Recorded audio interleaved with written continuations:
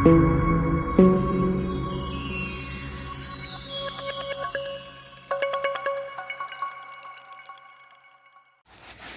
friends, welcome to Meera Mind Voice. Day 93 in Big Boss House. சூப்பராக ஆரம்பிச்சிருக்குங்க இன்றைக்கி day. இன்றைக்கி wild card knock out என்ட்ரின்னு Bigg Boss சொன்னது morning wake up song முடிஞ்ச உடனே ஆரம்பிச்சிருச்சு. முதல்ல வீட்டுக்குள்ளே என்டர் பண்ணது சுனிதா அண்ட் வர்ஷினி. ரொம்ப நல்லா பேசினாங்க. எல்லோரும் ஒவ்வொருத்தரோட வர்றவங்க எல்லாருமே பண்ணுற ஒரு விஷயம் என்னென்னா, விஷாலை போய் லவ் ட்ரையாங்கிள் பண்ணுறியா, தர்ஷிகாவை ஏமாத்தினியா, இது ரொம்ப போயிட்டுருக்கு. அதே மாதிரி தான் இவங்களும் சுனிதாவும் விஷாலை செமையாக ரோஸ்ட் பண்ணாங்க. ஏன்னா ஃபஸ்ட்டு தர்ஷிகா அவளை வெளில அனுப்பிச்சிட்டு அடுத்தது அன்ஷிதாவா அப்படின்னு சொல்லிட்டு, அடுத்தாப்பில் தீபக் சுனிதா கிட்ட அவரும் அருணும் எப்படி ஃபைட் பண்ணாங்க அதெல்லாம் எக்ஸ்பிளைன் பண்ணிகிட்ருக்காங்க. அது ஒரு விஷயத்தை பார்க்க முடிஞ்சுதுங்க. சுனிதா வந்தப்போ அவங்க இந்த விஜய் டிவி ஆளுங்களோடையே நிறைய டைம் ஸ்பெண்ட் பண்ணாங்க. வேறஸ் வர்ஷினி ஜாக்லின் அண்ட் முத்துக்கிட்ட, நீங்கள் 2 பேரும் நான் நினச்ச மாதிரியே ஃபைனல் வீக்கில் நின்றுட்டுருக்கீங்க, நான் முதல்ல உள்ளே வந்தப்பையும் நீங்கள் தான் என்னுடைய ஃபேவரட் கண்டஸ்டன்ஸு, இப்பையும் நீங்கள் தான் அப்படின்னு பேசுகிறாங்க. அடுத்தாப்பில் பார்த்தீங்கன்னா 11:30க்கு ஒரு வாய்ஸ் ஓவர் கொடுத்து கன்ஃபெஷன் ரூம்லேருந்து உள்ளே என்டர் பண்ணுறாரு ஃபேட்மேன் ரவி. செம்மையாக வச்சு செஞ்சாருங்க எல்லாரையும், சூப்பர். ஆனால் எல்லாரையுமே ரொம்ப நல்ல விதமாக பாசிட்டிவாக எல்லாரை பற்றியும் எல்லாருடைய கேமை பற்றியும் ஃபஸ்ட்டு தீபக்கில் ஆரம்பித்தார். நீங்கள் செம்மையாக இருக்கீங்க, எல்லார் வீட்டுக்கும் பிடிச்ச ஒரு ஹஸ்பண்டை அது இதுன்னு அவர் பாட்டு பேசி தள்ளிக்கிட்டே போக, ஃபஸ்ட்டு தீபக்கு அவருக்கு உங்களுக்குன்னு வெளியில் ஒரு தனி ஸ்பேஸ் இருக்குன்னுட்டு, அடுத்தது அருண் தீபக்கிட்ட சொன்னது ஆக்சுவலாக என்ன தெரியுமா, நீங்கள் இந்த வீட்டில் ஃபாதர் ஆஃப் த கிச்சன் ஆகிட்டீங்க, வெளியில் இருக்கிறவங்களுக்கெல்லாம் உங்களை அவ்வளோ பிடிச்சிருக்கு, உங்களுடைய மெச்சூரிட்டினால இந்த கேமை நீங்கள் ரொம்ப நல்லா ஹேண்டில் பண்ணுறீங்க, ஸோ எந்த இடத்துல கோவப்பட்டாலும் சரி டக்குன்னு அதை அப்பப்போ கட் பண்ணி விட்டு அதை எப்படி கரெக்டாக கொண்டு போகணுன்னுட்டு கேமை வேற ஒரு விதமாக அருமையாக ப்ளே பண்ணிகிட்ருக்கீங்க, ஒரு கை தேர்ந்த நடிகன் அப்படின்னுட்டு. வெளியில் உங்கள் படம் ரயான் சொன்ன மாதிரி டெய்லி படம் ரிலீஸுன்னு சொல்லனாக்க உங்கள் படம் பிச்சுக்கிட்டு ஓடுது அப்படின்னு சொல்லிட்டு உங்களுடைய ஆன்சர் பேப்பரை நீங்கள் நல்லா சரியாக எழுதியிருக்கீங்க. நம்ம ஈரோடு மகேஷ் சொல்லிட்டு போனார்ல, ஒரே கொஷின் பேப்பர் பட் அவங்களுக்கு டிஃப்ரெண்ட் ஆன்சர்னுட்டு, உங்கள் ஆன்சரை ஒழுங்காக எழுதியிருக்கீங்கன்னு சொன்னார். அடுத்தது அருணை நீ ஒரு ஸ்ட்ராங்கான பிளேயர், உன்னுடைய மனித நேயம், உன்னுடைய ஹியூமன் நேச்சர் அதை தான் ரொம்ப அழகாக வெளிப்படுத்தியிருக்கீங்க அப்படின்னு ரொம்ப இதுவாக பாசிட்டிவாக சொல்லிவிட்டு, உங்களை வேறு லெவலில் பார்த்தேன் அப்படி இப்படின்லாம் சொல்லிவிட்டு, முத்துவை முதல்ல ஒரு நெகட்டிவாக தோணி அவனை அடித்த ஆள் நீங்கள் தான்ப்பா அப்படின்னாரு. அடுத்தது ரயனை ரொம்ப செம்மையான அனலைசர், நீங்கள் இருக்கும்போது நான் இல்லாமல் போயிட்டேனே விளையாடுறதுக்குன்னு எனக்கு ஒரே வருத்தமாக இருந்தது அப்படின்னு சொல்லிட்டு, இந்த வாரம் மட்டும்தானே அது வெளிப்பட்டது, ஏன் வாரத்துலேருந்து அது வெளிப்படலை, பட்டிருந்தால் நீங்கள் இன்னும் நல்லா வெளியில் பேர் வாங்கியிருக்கலாம், இப்போ ஒன்லி 2 வீக்ஸ் தானே இருக்குது அப்படின்னாங்க. அடுத்தது விஷாலை ஷோவோட ஹீரோ, ஆனால் நிறைய ஹீரோயின்ஸ் இருப்பாங்க அப்படின்னு அங்கேயும் அவரை இதுதான். அடுத்தது நீ உன்னோட ஈர்ப்பை இன்னும் நல்லா காமிச்சிருந்தனாக்க வெளியில் ரீச் இன்னும் பெருசாக வந்திருக்கோன்னுட்டு, யுவர் என்டர்டெய்னர் அப்படின்னு சொல்லிட்டு சௌந்தர்யாக்காக சாப்பாடு சாப்பிட்டார் பார்த்தீங்களா, அதை ரொம்ப நல்லா ப்ரைஸ் பண்ணார்.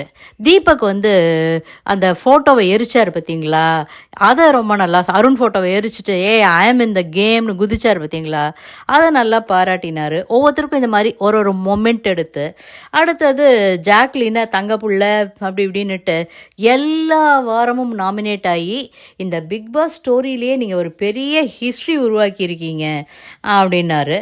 அடுத்தது சவுண்டை டிவி ரிமோட்டை மியூட்டில் போட்டால் கூட உன் சத்தம் கேட்டுக்கிட்டே இருக்குது, உன்னை நான் சொல்லாமல் சொல்லிட்டேன், சும்மாவே இருக்க பெஞ்சு தேய்க்கிறேன்னு, வீட்டில் என் பொண்டாட்டி கூட என்னை திட்டுறா, ஏன் நீங்கள் சும்மா இருக்க மாட்டீங்களான்னுட்டு அப்படிங்கிற மாதிரிலாம் சொல்லிகிட்டு இருக்காரு. உடனே பிக் பாஸ் உள்ளே பூந்து, Ravindran stop your comments, instructions போகிறோம், இன்ஃபர்மேஷன்ஸு அப்படின்னு சொல்லி அந்த இடத்துல அவரை கட் பண்ணிட்டாருங்க. அப்படியும் பவித்ராவை நீ ரொம்ப நேர்மையாக விளையாடுற, டாஸ்கில் நீ தான் ஒரு பெரிய லேடி பீஸ்ட் அப்படின்னு சொன்னார். முத்துவுக்கு வந்து நீ கட்டுற மொழி வந்து ஒரு எடுத்துக்காட்டாக இருக்கும். அது இதுன்னு முத்துவை வெளியிலேயே அவர் நல்லா ப்ரைஸ் பண்ணுவார், இங்கேயும் உள்ள நல்லா ப்ரைஸ் பண்ணிகிட்டு இருந்தார். மஞ்சரி கிட்ட செம்ம கிளாரிட்டி இருந்தது. நல்ல ஒரு லேடி, அவங்களோட விளையாடாமல் போயிட்டேனேன்னு எனக்கு ரொம்ப வருத்தமாக இருக்குதுன்னு ரொம்ப வருத்தப்பட்டாங்க. பேசிகிட்டே இருக்கும்போது பார்த்தீங்கன்னா சாங்கு போட்டு அங்கேருந்து ரியா உள்ளே வந்தாங்க. அவங்க ஒரு பக்கம் கலக்கு. ஆனால் ரியா வந்ததில் முக்கியமாக விஷாலை தாங்க வச்சு செஞ்சாங்கங்க.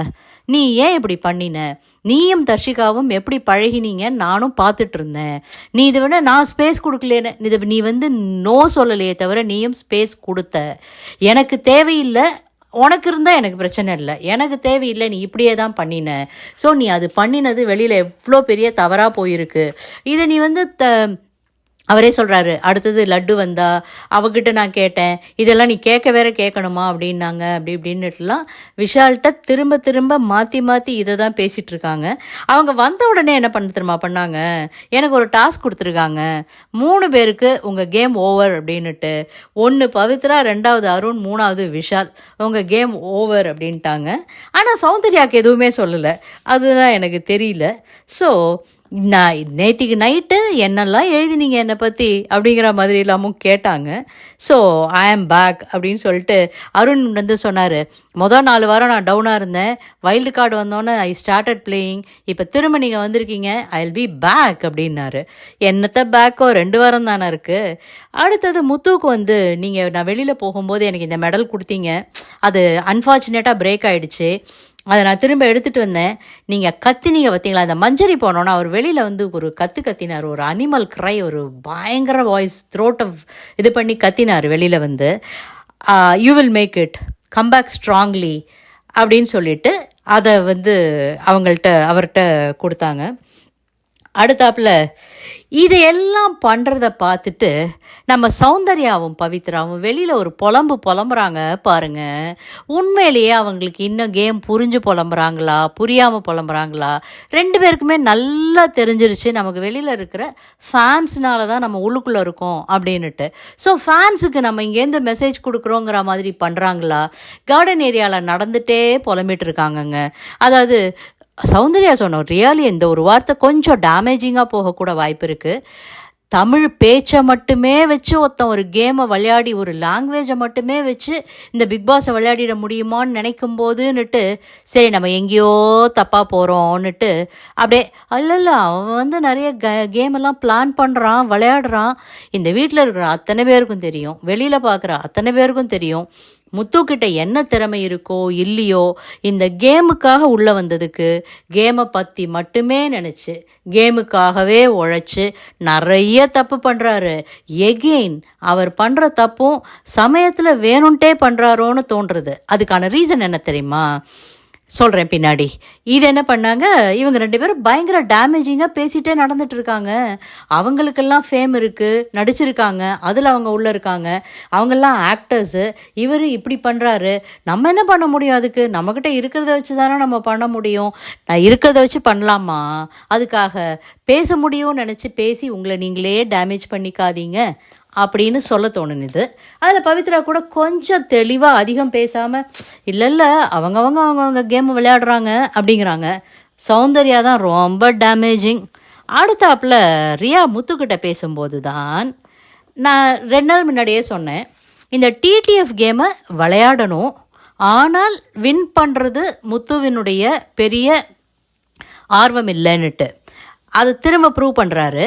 ரியா சொல்கிறாங்க, நீ வின் பண்ணிடலாம், அது பண்ணிடலாம், you are choosing your enemy wrong அப்படின்னுட்டு. உனக்கு யார் எனிமின்னு நீ கரெக்டாக சூஸ் பண்ணு, இல்லையா தனியாக விளையாடு, எதுக்காக கூட்டு சேர்க்குற.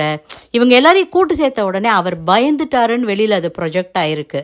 அந்த ப்ரொஜெக்ஷன் வேணாம், யூ ஆர் ஸ்டில் ஸ்ட்ராங் அப்படிங்கிற மாதிரி பூடகமாக அவருக்கு உணர்த்துறாங்க. அவர் சொல்கிறாரு, நிறைய பேர் இந்த கேமை ரொம்ப லெத்தார்ஜிக்காக விளையாடினாங்க, அதையும் பார்த்துருப்பீங்க. யாருமே பெருசாக சீரியஸாக எடுத்துக்கல டிடிஎஃப்பை, பல பேர். That is true. ரயானும் இவரும் மட்டும்தான் ரொம்ப சீரியஸாக எடுத்துகிட்டு ரயான் இவரை தான் அடிக்கணும்னு விளையாடுறாரு, இவர் ரயான் அடிக்கணும்னு விளையாடினாங்க. பிகாஸ் என்னை நம்பி வெளியில் இத்தனை மக்கள் இருக்காங்க, அவங்களுக்கு தப்பாக போயிடக்கூடாது, நான் ஈஸியாக எடுத்துக்கிட்டேன் இந்த கேமுன்னு தெரியக்கூடாது. இதைத்தான் நான் முதல்ல சொன்னேன். டிடிஎஃப் வின் பண்ணினா மக்களோட பார்வையிலேருந்து மறைஞ்சிருவோம். அடுத்த 2 வாரம் மக்கள் முத்துக்குமாரனை நினச்சி அவனுக்கு ஓட்டு போட்டு அவனை பற்றி யோசிக்கிறதுக்கான ஸ்பேஸ் அங்கே இருக்காது. ஸோ டிக்கெட்டு ஃபினாலே வின் பண்ணுறதும் ஒரு விதமான டிஸ்அட்வான்டேஜ். இது உள்ளுக்குள்ளே இருக்கிற நிறைய பேர் நினச்சாங்க. அதனால தான் அவங்க பெருசாக சீரியஸாக எடுத்துக்காமல் விளையாடினாங்க. அதில் ஜாக்லின் முக்கியமாக. பிகாஸ் அவங்க சீரியஸாக அந்த அருணோட விளையாடுறதுல கேமில் ஈஸியாக வின் பண்ணியிருக்கலாம். ஆனாலும் ஒரு பாயிண்ட்டு தான் பெரிய டிஃப்ரென்ஸ் கிடைக்க போகிறது இல்லைன்னுட்டு விட்டாங்க. Again this is a reason. ஏன்னா இப்போ நாமினேஷன்லேயே இருந்தாங்கன்னா வெளியில் மக்களுக்கு தெரியும், ஓகே இந்த பிளேயர் இருக்காங்க, அவங்களுக்கு ஓட்டு போட்டுகிட்டே இருப்பாங்க. ஃபைனல்னு வரும்போது 2 வாரம் கழிச்சு எகெயின் அப்போ தான் அந்த ஓட்டிங் இது மாறும். இல்லைன்னா மறந்துடுவாங்க மக்கள். டிக்கெட்டு ஃபினால் எடுத்துட்டான்னா இவங்களுக்கும் வீட்டுக்குள்ளே ஒரு லெத்தார்ஜி வந்துடும், நம்ம எதுக்கு விளையாடணும், நம்ம தான் ஸ்ட்ரெயிட்டாக ஃபைனல் போயாச்சேன்னுட்டு. ஃபைனலுக்கு ஓட் பண்ணுற மக்களுக்கும் இப்படி ஒரு கேரக்டர் உள்ளே இருந்தது இல்லைன்னு யோசிக்கிற லெவல் ஆகிடும். So Muthu was not very keen on winning the ticket finale. Again அது அவருடைய ஸ்ட்ராட்டஜி, அவருடைய game. And he took a bold decision to face the public. அதுவும் கரெக்டு தான். ஸோ பழைய கண்டஸ்டன்ட் வந்தவங்க ஒவ்வொருத்தரும் ஒவ்வொரு விதமாக வச்சு செஞ்சிட்ருக்காங்க. இன்னும் அடுத்தது வரப்போகிறது ப்ரமோவில் பார்த்தா அர்ணவ் அவர் ஒரு ரகலை பண்ண போகிறாரு. வெயிட் பண்ணி பார்ப்போம் அவர் என்ன ரகலை பண்ணுறாருன்னுட்டு. இந்த வீடியோ உங்களுக்கு பிடிச்சிருந்ததுன்னா லைக் பண்ணுங்கள், ஷேர் பண்ணுங்கள், சப்ஸ்கிரைப் பண்ண மறக்காதீங்க. தேங்க்யூ.